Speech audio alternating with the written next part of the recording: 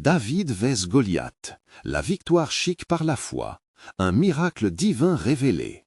Film sacré 4K. Trans. Dans la 3e année de Joachim, roi de Juda, les armées des Philistins se rassemblèrent pour faire la guerre à Israël. Sur le champ de bataille de Soko, les cœurs des hommes tremblaient, tandis que la menace de Goliath, un géant d'une stature incommensurable, projetait son ombre sinistre sur le camp des Israélites. Les cris de défi du Philistin résonnaient dans l'atmosphère, remplissant d'effroi même les guerriers les plus valeureux. Les soldats d'Israël, paralysés par la peur, tâchaient de braver leur terreur, mais aucun ne se dressait contre ce géant. C'est dans ce climat de désespoir que David, jeune berger et le plus petit des fils d'Isaïe, fut envoyé vers le front pour apporter des provisions à ses frères. Sur le chemin de Bethléem au camp militaire, la sérénité des prairies se muait en mélancolie. David, innocent et confiant, ne pouvait s'imaginer la brutalité qui l'attendait.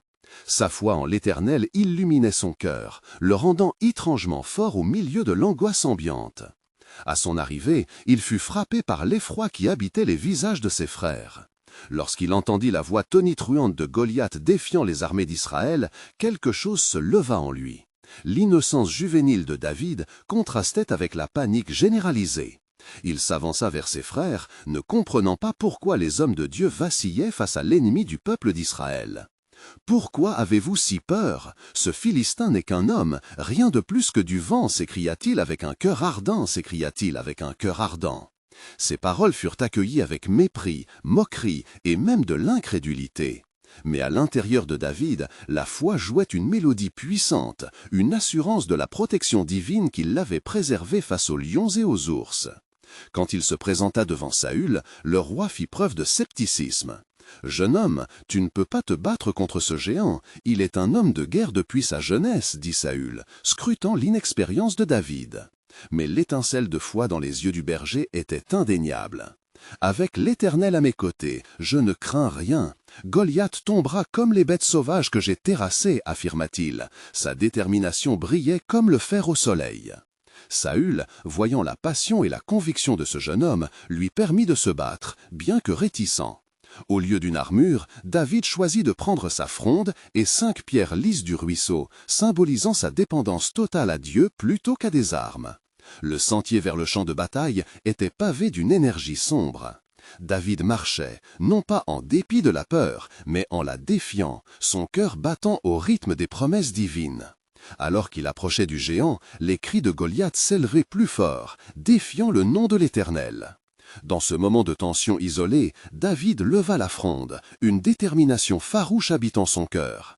Chacune de ses pensées résonnait avec la foi que l'Éternel donnerait la victoire. Puis, avec un geste précis, il lança la pierre. L'air se figea, le souffle des armées d'Israël s'arrêta alors que la pierre fendait l'air, puis frappa la tempe du géant. Goliath s'effondra, la terre tremblant sous son poids immense. La poussière s'éleva, plongeant le champ de bataille dans un silence stupéfiant. Ce fut un moment sacré, éveillant la puissance de Dieu à travers un jeune berger. Israël était témoin de la grandeur de Dieu, et la promesse de victoire future dans la foi avait été scellée. Que signifiait vraiment cette victoire, et comment résonnerait-elle dans les cœurs d'Israël? L'histoire de David et Goliath ne faisait que commencer, porteuse d'une leçon éternelle sur la foi et le courage. Alors que la poussière retombait sur le champ de bataille de Soko, un murmure de stupeur parcourut les rangs des soldats d'Israël. L'ombre de Goliath, ce géant qui avait fait trembler tout un peuple, gisait maintenant sur le sol, vaincu par un jeune berger à la fois invincible. Les cœurs, autrefois accablés par la peur, se mirent à vibrer de joie et d'émerveillement en voyant l'œuvre du Seigneur s'accomplir sous leurs yeux. Les Philistins, prenant conscience de la chute de leur champion, ressentirent une terreur indicible. Ils battirent en retraite, leurs cris effrayés annonçant la défaite et la désillusion. David, délaissant la fronde tremblante dans sa main, s'avança pour prendre la tête de la charge, ordonnant à ses compatriotes, galvanisés par cette victoire miraculeuse, de poursuivre leurs ennemis. L'Éternel a donné la victoire. Ne laissez pas ces infidèles échapper à la justice divine, s'écria David, sa voix résonnant avec l'assurance d'un roi à venir. Les Israélites, s'élançant après eux, réalisèrent l'ampleur de ce qui s'était produit. Chaque pas vers les Philistins marquait un pas vers la délivrance et la restauration de la fierté nationale. David, une flamme ardente dans ses yeux, menait la charge, son cœur débordant de louanges et d'adoration. « Célébrez le Seigneur, pour lui seul est la gloire, car c'est par sa main puissante que nous avons triomphé », s'écria-t-il, levant son épée, digne d'une grande victoire. À l'intérieur des murs de Jérusalem, la nouvelle de l'exploit de David s'était déjà répandue comme un feu de joie. Les femmes et les enfants, sortant de leur maison, chantaient des chants de louange. « Saül a vaincu des milliers, mais David a vaincu des myriades », chantaient-elles, leur voix résonnant dans les ruelles, remplissant l'air de joie et d'espérance. Pourtant, dans l'ombre, une jalousie sourde grandissait dans le cœur de Saül. Son esprit tourmenté ne pouvait accepter que ce jeune berger devienne le héros du peuple. Le roi, à la fois admiré et craint, commença à envisager la menace que représentait cette nouvelle célébrité. « Est-ce moi, Saül, qui régnerait, ou ce jeune intrépide qui éclipse ma gloire ?» murmurait-il avec une colère contenue au fond de son cœur. David, inconscient des tensions qui se tissaient autour de lui, était de retour auprès de sa brebis. Famille, chantant des hymnes de gratitude pour la protection et le soutien de l'Éternel. Les jours passèrent et sa réputation grandit parmi le peuple. Il fut accueilli dans la cour du roi et se lia d'amitié avec Jonathan, le fils de Saül, unissant leurs cœurs dans une alliance sincère qui transcenderait nombre d'épreuves à venir. Mais l'histoire ne devait pas s'arrêter là. Le poids de la couronne, les intrigues du palais et la détermination divine allaient bientôt précipiter David dans une série d'épreuves. Le plan de Dieu pour David se dévoilait à travers chaque épreuve. Pour le moment, il célébrait la victoire, mais bientôt viendraient d'autres combats. Dans le ciel étoilé, l'Éternel observait, préparant le cœur de David pour un destin plus grand. Il révélait ainsi aux Israélites que leur libérateur n'était pas un simple berger, mais l'élu de Dieu pour un avenir glorieux. En vérité, les promesses de Dieu s'accomplissant toujours à travers des cœurs fidèles. Car, comme le dit l'Écriture, « L'Éternel est avec toi, courageux et valeureux, et il te choisit pour une œuvre grande. » Quel dessein mystique s'épanouirait encore dans la vie de David et de ceux qui lui feraient confiance? Les jours qui suivirent la grande victoire sur Goliath furent marqués par une ferveur sans précédent parmi les Israélites. Chaque coin de terre juive résonnait de chants de louanges et l'atmosphère était chargée d'une espérance nouvelle. Cependant, dans les couloirs du palais, l'angoisse grandissait dans le cœur de Saül, roi d'Israël. L'ombre de la victoire de David semblait désormais plus imposante que la lumière de sa propre gloire. Un soir, alors que le roi se tenait seul dans ses appartements, un esprit tourmenté s'était emparé de lui. Il avait convoqué ses serviteurs, mais leurs mots n'arrivaient pas à apaiser son âme troublée. David, ce jeune berger, est-il destiné à m'ôter le trône, pensait-il, son cœur débordant de soupçons. La jalousie et l'inquiétude transparaissaient dans ses yeux sombres. David, instruit dans l'art de la musique et de la louange à la cour du roi, s'évertuait au jouer de la harpe pour apaiser les tourments de Saül. La mélodie, douce comme le murmure d'un ruisseau, offrait un moment de répit au roi. Pourtant, chaque note semblait évoquer la grandeur un jour promise à David, soulignant combien l'Éternel avait choisi ce jeune homme pour un destin supérieur. Un soir, alors que David jouait, Saül, se laissant emporter par ses émotions tumultueuses, saisit sa lance pour la lancer à son adversaire imaginaire. La lance siffla dans l'air, frôlant David qui se déroba avec agilité. « Que t'arrive-t-il, roi? Pourquoi tenterais-tu d'ôter la vie à quelqu'un qui te sert et chante tes louanges » s'écria David, un mélange de stupeur et de compassion sur son visage. Saül, réalisant l'horreur de son acte, se calma un instant.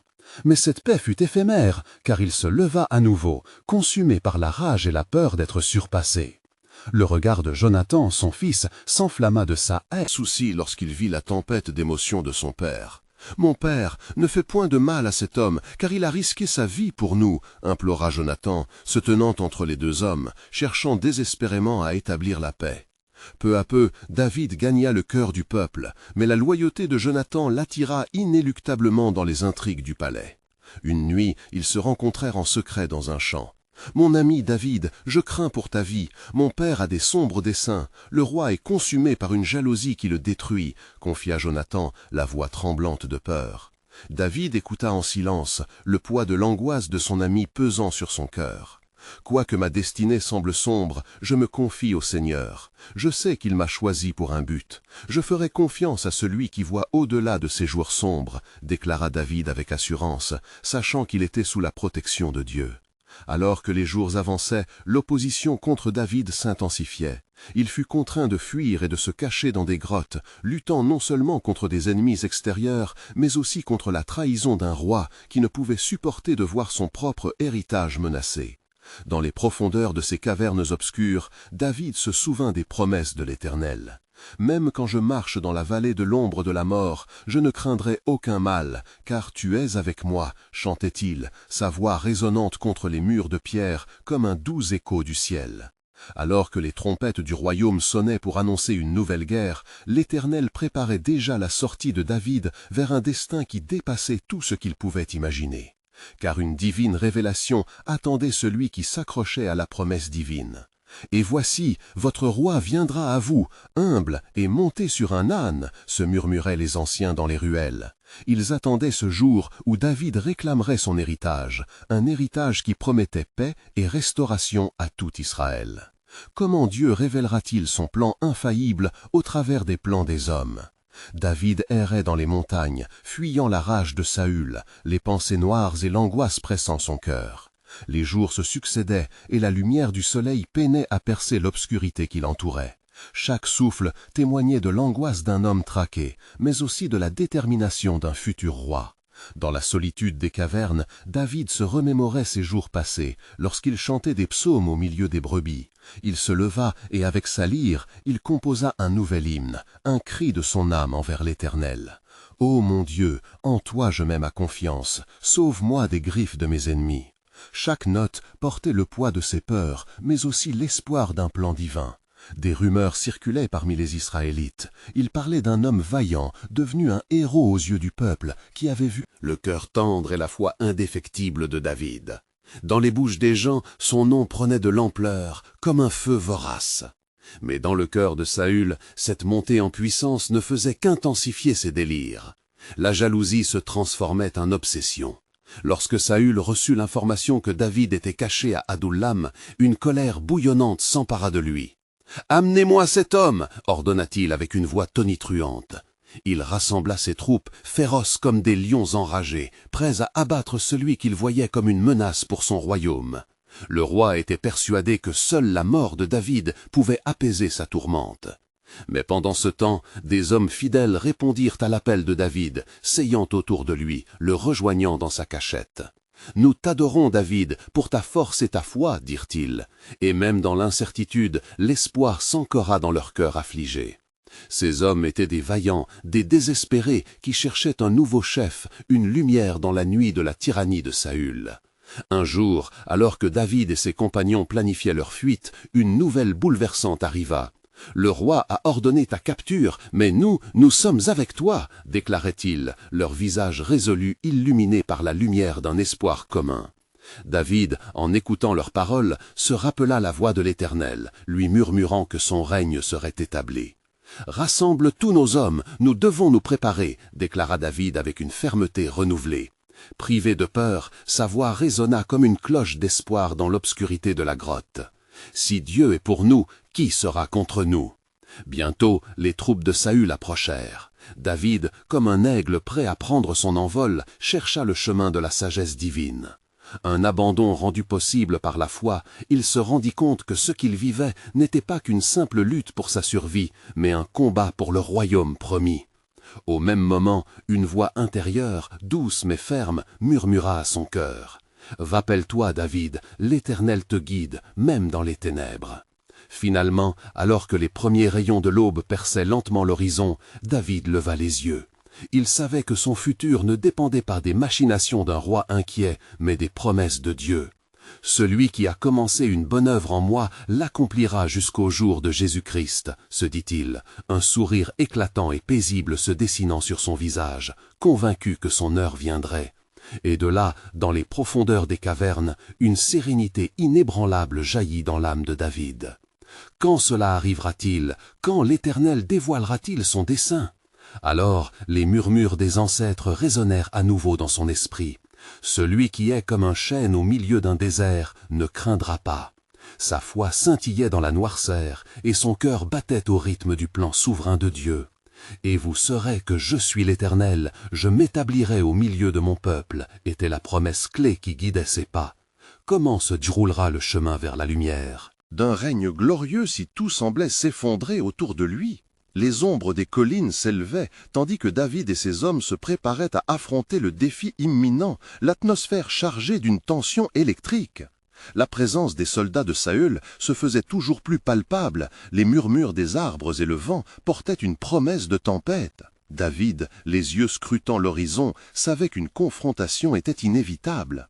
Mais au fond de son être se trouvait une lumière d'espoir, un plan divin prêt à se dévoiler. « Priez avec ferveur », communiqua David à ses compagnons. « L'Éternel, notre Dieu, est notre refuge. Que nos cœurs s'élèvent vers lui pour qu'il nous accorde sagesse et force dans ce combat. » Les hommes se regroupèrent, formant un cercle, et élevèrent leur voix vers le ciel, récitant des psaumes de louange. « L'Éternel est ma lumière et mon salut. De qui aurais-je peur ?» chantèrent-ils ensemble, leur foi renforçant leur unité. La puissance d'un Dieu vivant embrasait leur cœur, dissipant les doutes qui se faufilaient dans leur esprit. Tout à coup, une rumeur dans l'air attira leur attention. Saül était là, accompagné de sa foule tumultueuse, des hommes massés de fer, armés de flèches aiguisées et de lances scintillantes. « David, l'insolent, je te retrouverai et te mettrai à mort !» lança Saül, sa voix couverte de fureur. La peur semblait enflammer la loyauté de ses soldats, à l'exception d'un jeune homme dans les rangs de David. Il ne se laissa pas abattre, et ses yeux brillaient d'un courage inattendu. « Si notre Dieu est pour nous, qui sera contre nous ?» s'écria-t-il, et les autres reprirent en chœur. La foule échoua sous le coup de cette déclaration. David, galvanisé dans son esprit, avança vers cet affrontement plein de bravoure. « Saül, ton cœur est troublé par la jalousie !» cria David, fort de sa voix. « Mais je ne combattrai pas selon la chair, j'affronterai ce défi par la puissance de l'Éternel, créateur des cieux et de la terre. » Le roi, dans son arrogance, le regardait avec une moquerie dédaigneuse, mais chez David, une foi zénithale se dessinait. Alors qu'ils se tenaient face à face, une voix intérieure émergea encore, lui rappelant l'histoire de son passé. Les leçons du passé revenaient avec un impact renouvelé, résonnant dans ses souvenirs d'un jeune berger armé seulement d'une fronde face à la terreur de Goliath. Comme il avait triomphé alors, le temps était venu pour David de revivre la puissance de Dieu à l'œuvre. « Rappelle-toi de la promesse » lui murmurait son cœur. Dans une brise fraîche, il ressentit la main de Dieu sur lui, le renouvelant d'un esprit indomptable. Il chercha dans son éternelle confiance et s'avança, fronde à la main, défiant le roi fou. Saül, trompé par sa puissance personnelle, riait à l'idée que cet homme de Dieu puisse renverser son empire. Mais David savait que la victoire ne dépendait pas de l'armement humain. Que le monde sache que aujourd'hui, ce n'est pas par l'épée ni par la lance que cette bataille sera gagnée, mais par le nom du Seigneur des armées. Dans ce moment, ces mots s'élevèrent telle une prière guerrière, emportée par le souffle du Saint-Esprit. Le regard fixant son ennemi, David tourna sa fronde, et au rythme de sa main, une pierre vola, frappant de plein fouet l'ennemi d'Israël, le même Goliath qui avait défié les armées du vivant Dieu. Ainsi, au milieu de cette lutte, David comprit profondément que chaque épreuve ici-bas n'était rien comparé à ce que Dieu préparait pour lui. Chaque défi était une étape vers l'accomplissement de l'alliance divine.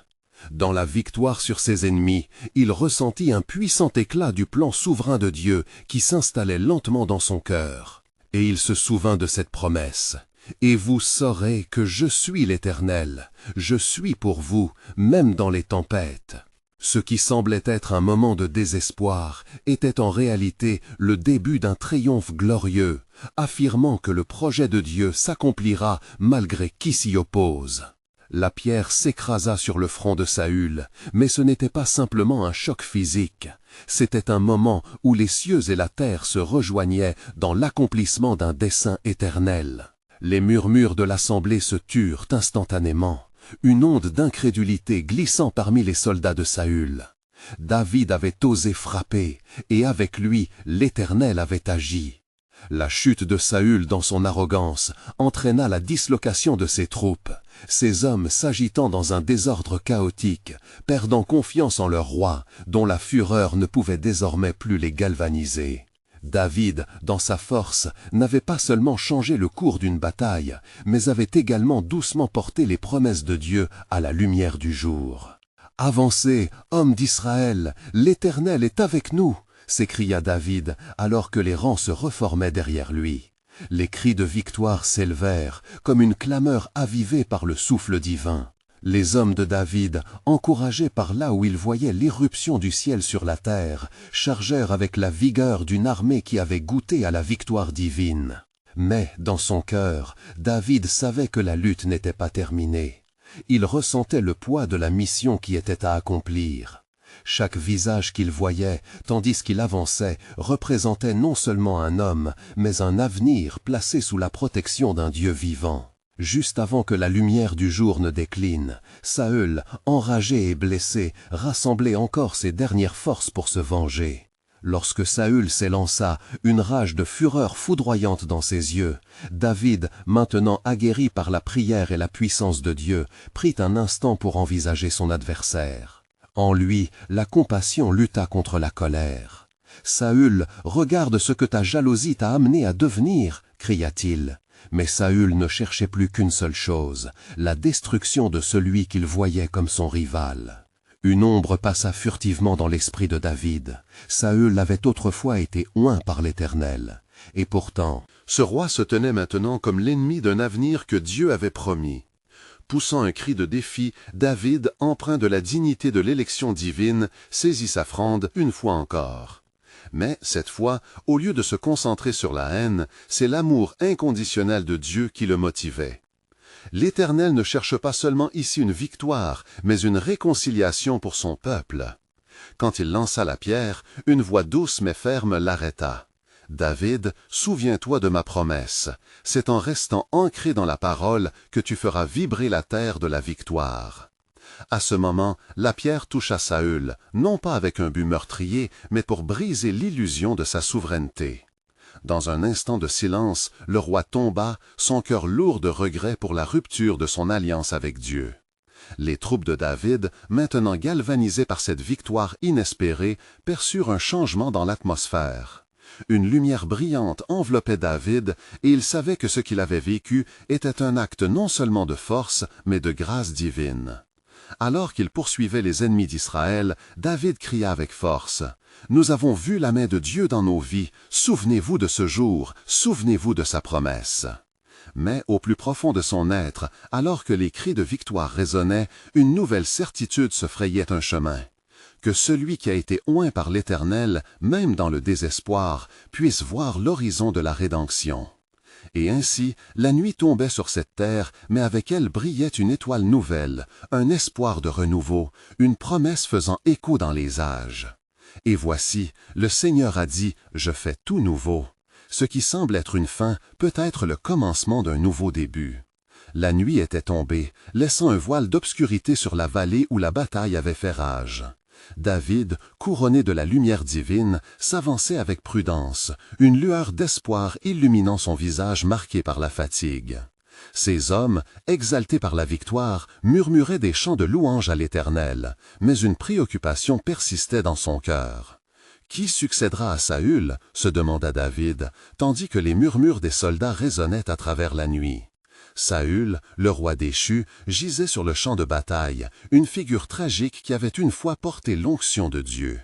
David se remémorait les jours de joie et de victoire qu'ils avaient partagés, et une profonde compassion mêlée de chagrin inondait son âme.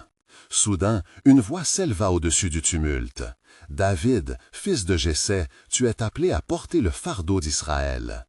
N'oublie pas que l'Éternel te guide vers son dessein. » C'était le prêtre Abiatar qui s'était approché pour partager une parole du Seigneur. Il tenait l'éphod, le symbole de la quête de la sagesse divine. David, conscient que son rôle allait bien au-delà de la bataille remportée, s'agenouilla. Parle l'Éternel, car ton serviteur écoute. Que souhaites-tu? Que fasse maintenant? Saül n'est pas simplement tombé, il a ouvert la voie pour que ton heure arrive, répondit Abiathar, la voix tremblante d'émotion. Écoute la voix de l'Éternel et soigne le cœur de ce peuple. Il a besoin de délivrance et de direction. À cet instant, une vision scintilla devant les yeux de David. Il voyait un trône, non seulement en argent et en or, mais avec une lumière rayonnante, symbolisant la présence de Dieu. Cette vision l'inspira. Il comprit que son parcours venait juste de commencer. La peur et le doute luttaient en lui. Comment pourrait-il s'emparer d'un trône assis par un homme que Dieu avait rejeté? Non, il ne voulait pas usurper la place. Il désirait être le roi que Dieu avait en vue. Seigneur, donne-moi des visionnaires sous ma gouverne, des hommes de ta lumière pour insuffler l'espérance en Israël, pria-t-il, l'âme enflammée par un désir profond de réconciliation. Juste au moment où le jour se levait, sa détermination prit forme. En étendant ses bras vers le ciel, il s'écria « L'Éternel est ma lumière et ma délivrance, de qui aurais-je peur ?» Cette déclaration résonna, une annonce aux cieux et à la terre. Les soldats se rassemblèrent autour de lui, et à mesure qu'ils entendaient sa voix forte et claire, une nouvelle force les habitait. La guerre n'était pas seulement extérieure, elle se livrait aussi à l'intérieur de chaque cœur. Ils avaient besoin d'un leader qui, même au milieu du tumulte, se confierait à Dieu. David était alors déterminé à rester fidèle à cette mission, correspondant à l'appel sur sa vie.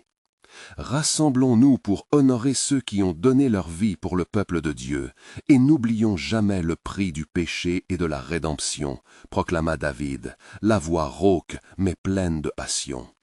Tandis que les cris de ces hommes s'élevaient de nouveau, un nouvel élan de victoire se frayait un chemin dans leur cœur. Ils commencèrent à comprendre que leur histoire n'était pas un simple récit de guerre, mais une œuvre de Dieu qui se déployait sous leurs yeux. Et ainsi, l'Éternel pouvait demander « Qui puis-je envoyer? Qui ira pour nous ?» Pour David, c'était une question qui résonnerait à jamais dans son esprit. Avec chaque victoire, il savait qu'il luttait non contre la chair et le sang, mais contre ce qui aspirait à éloigner Israël de son Créateur. Préparez-vous, car l'Éternel fait un appel à la purification du cœur, à la victoire sur les montagnes et sur les vallées, déclara David, alors qu'ils avançaient vers leur promesse.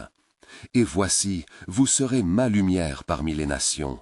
Je ferai éclore des promesses anciennes, car, dit l'Éternel, je ferai parvenir la justice comme la lumière du jour.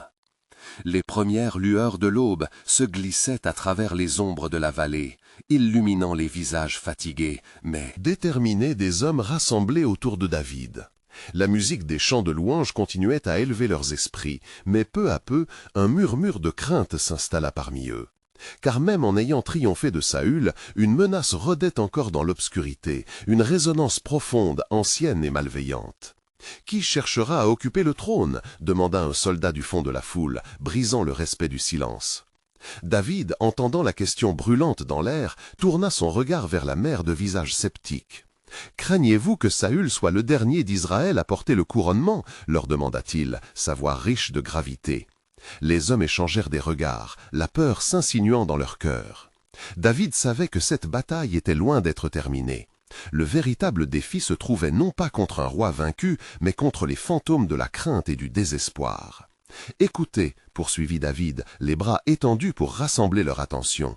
L'Éternel m'a montré des visions hier soir. Sa voix résonne encore en moi. Il n'a pas appelé que moi à cette mission, mais chacun de vous a sa place dans cette promesse. Ensemble, nous devons combattre non seulement pour le trône, mais pour la liberté spirituelle du peuple d'Israël. » Alors que les mots de David coulaient comme un fluide apaisant sur les cœurs troublés, une lumière irradia soudain l'horizon, comme si le ciel lui-même témoignait de la force de la foi renouvelée. Juste à ce moment, Abiathar, ayant perçu la profondeur du moment, s'écria « Proclamons le nom de l'Éternel et cherchons son conseil !»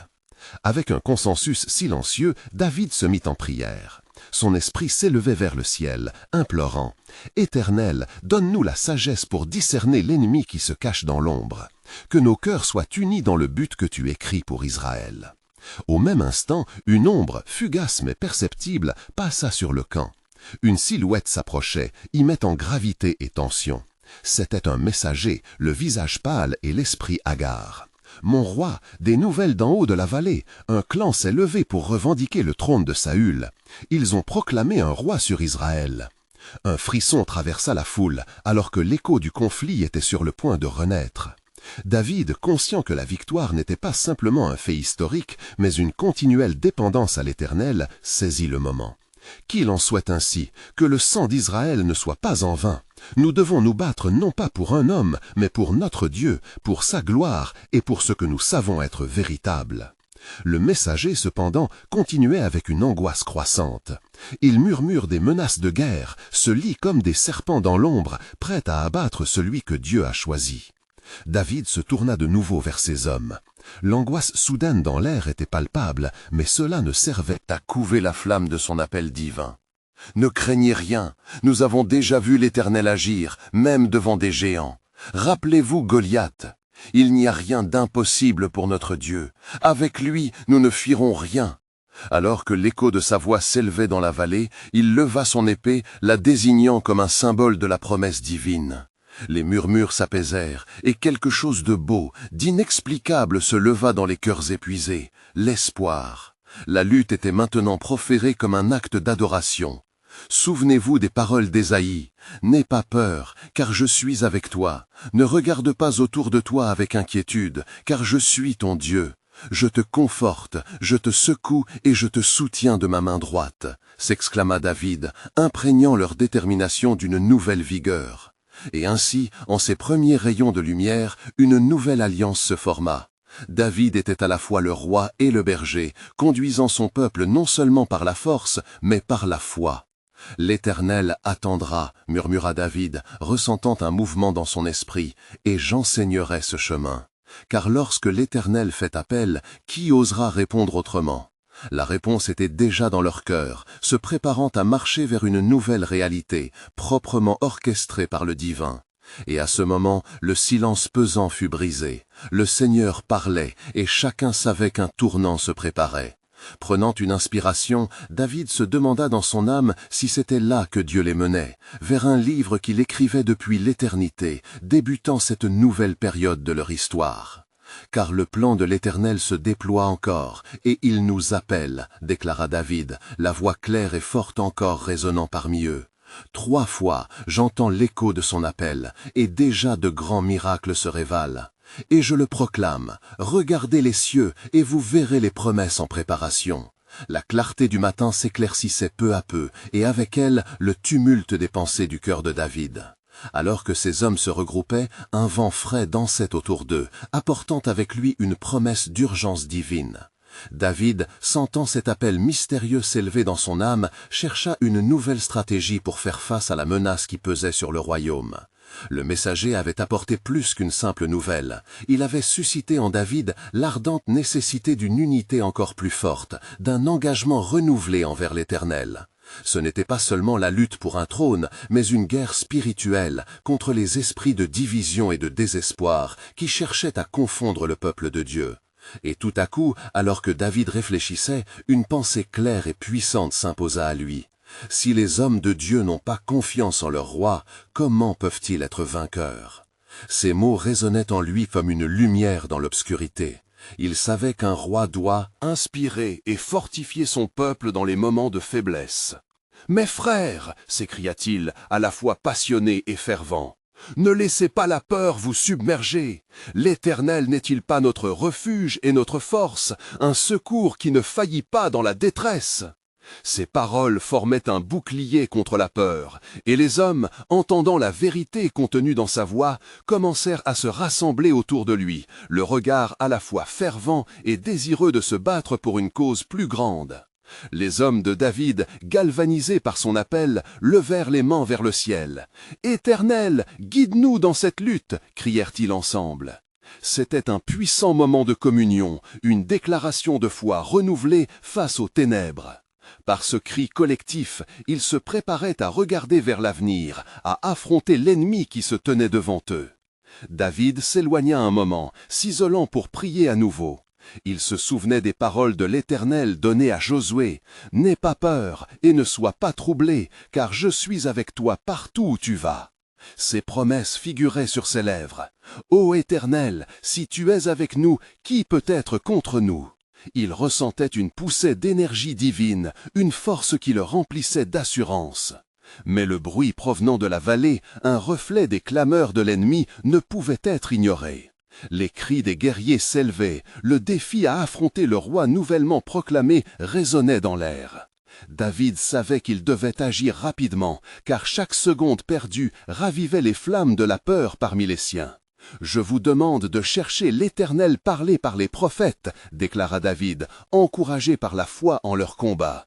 Nous sommes le peuple de Dieu, unis non seulement par la chair, mais par l'esprit. » Un silence pesant tomba sur le groupe, avant qu'un temps de prière collective ne s'engage.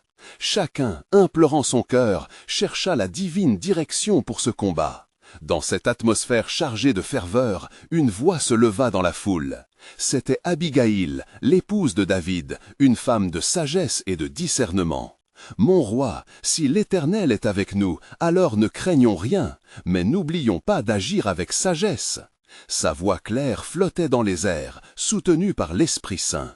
David, réalisant l'importance de la stratégie divine, acquiesça, conscient que tous avaient un rôle à jouer. « Vous avez raison, Abigail, nous devons être tactiques tout en nous appuyant sur la puissance de notre Dieu. Rassemblons les rituels de jeûne et de prière et que chacun se prépare à la guerre pour ce que l'Éternel a promis. » Alors que les préparatifs commençaient, David se sentit davantage renforcé, la main de Dieu sur lui. Il leva les yeux vers les cieux et chantait une louange, invitant son peuple à donner gloire au Créateur, unissant leur foi dans le but divin. « Car l'Éternel est notre bouclier et notre épée !» s'exclama-t-il, sa voix portant l'autorité et la certitude du serviteur de Dieu. Et alors que les visages se tournaient vers lui, un murmure doux se propagea, un murmure de confiance qui éclairait leurs âmes fatiguées. Et au-delà des montagnes, une nouvelle révélation s'annonçait. « Car le Seigneur a entendu notre cri, » murmura David, les yeux rivés sur l'horizon. « Il nous prépare une défaite pour nos ennemis, car il est fidèle à sa promesse. » Mais dans son cœur, un voile de mystère demeurait. Ce combat que nous sommes appelés à mener est plus qu'un affrontement terrestre. Nous entrerons dans la plénitude de la révélation du plan de Dieu pour Israël. Quand nous ferons appel au ciel, ce qui se dévoilera surpassera tout ce que nous avons connu. La clarté du matin amplifiait décidément la lumière sur le camp de David, mais au fond de son esprit, un tumulte persistant ne s'éteignait pas. Chaque murmure des soldats autour de lui était à la fois une éloquence et une contestation. « Qui consoliderez-vous pour gouverner ce royaume en guerre ?» demandait leur regard, leur esprit ballotté entre l'espoir et la crainte. David savait que plus que couronner un roi, il était question de restaurer l'espoir perdu parmi son peuple. « Rassemblez-vous » ordonna David, une force nouvelle l'habitant alors qu'il se tenait devant son peuple rassemblé.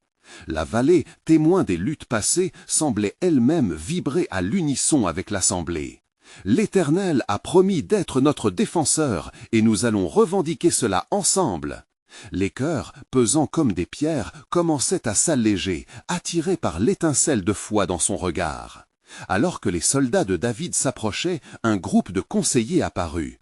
Parmi eux, un ancien prophète, un serviteur de Dieu au visage marqué par le temps, prit la parole. « Écoutez bien, enfants d'Israël, le temps viendra où le Seigneur fera éclore son plan, et tous ceux qui font confiance en lui seront comblés de sa grâce. » Ces mots portaient un poids sacré, résonnant comme un appel à la vigilance spirituelle. David, ne se laissant pas influencer par ses propres incertitudes, chercha à nourrir cette flamme de confiance parmi les hommes. « Soyez rassurés, l'Éternel n'a jamais abandonné son peuple, cria-t-il. Comme il a été avec Moïse, il sera avec nous aujourd'hui. Avec notre foi, nous verrons sa main puissante. » L'enthousiasme éclaira les visages des guerriers. À travers les yeux de ces hommes, une réalité plus grande se dessinait, un appel à la bravoure, une solidarité face à l'adversité. Mais David savait que l'ennemi n'était pas uniquement les hommes en armure qui se profilaient au loin, il devait aussi combattre les ombres du désespoir qui s'étaient insinuées dans les cœurs de son peuple. Quand le soleil atteignit son zénith, David convoqua une assemblée pour consacrer la bataille à venir. Que notre Seigneur nous guide, non seulement dans la guerre contre les Philistins, mais aussi pour restaurer l'unité de notre cœur. Les hommes, galvanisés, s'élèvent en une voix commune. Chaque prière montait vers les cieux, une fragrance d'adoration, un cri de supplication. Mais alors qu'ils prenaient du temps pour adorer, un son assourdissant couvrit les chants de louange. Des bruits de tambours, des cris de guerre se mêlaient à une clameur croissante des camps ennemis. L'embroglio d'émotions suscita des questionnements au fond des âmes. « Prêtons-nous vraiment à cette guerre ?» s'interrogea un jeune soldat. Cette question était autant une confession d'incertitude qu'un cri de désespoir sur le seuil d'un combat. David s'éloigna un instant, sentant une pression montante dans son esprit. Seul avec l'Éternel, il implora « Seigneur, fais-moi savoir comment nous devons avancer. Quelles sont tes intentions dans notre lutte ?» Le silence qui suivit était lourd de promesses à venir, un instant de connexion profonde entre l'homme et son Créateur. Finalement, une sagesse pénétrante s'empara de David. « Je comprends, ô Seigneur, tout combat a besoin d'être enraciné dans la vérité. Je dois rappeler à ces hommes d'où vient notre force. » Et dans le flot de son esprit, des échos de promesses rappelaient le passé glorieux d'Israël.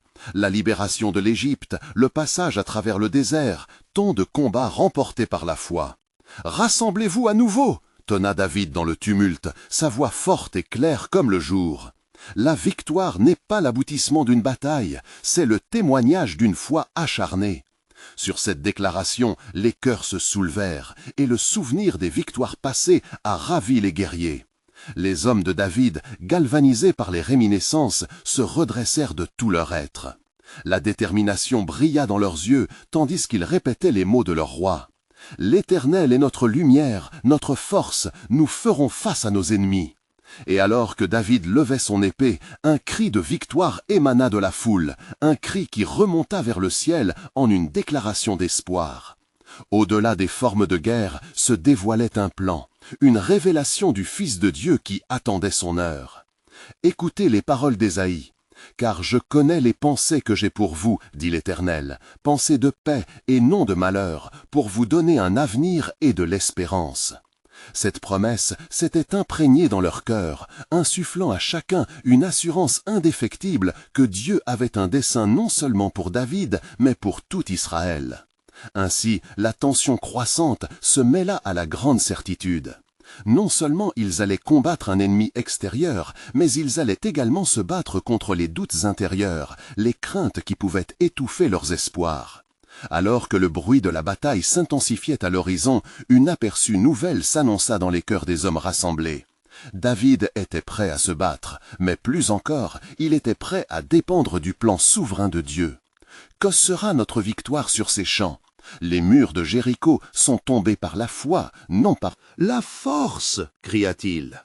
Le mystère du plan de Dieu s'épanouissait, prêt à révéler des miracles inattendus et des tournants divins dans l'histoire de son peuple. Que deviendra le royaume d'Israël? Que s'accomplira la promesse de Dieu à l'égard de ceux qui croient en lui? Se murmurait-il une impatience spirituelle qui grondait tout comme la profondeur d'une mer en furie.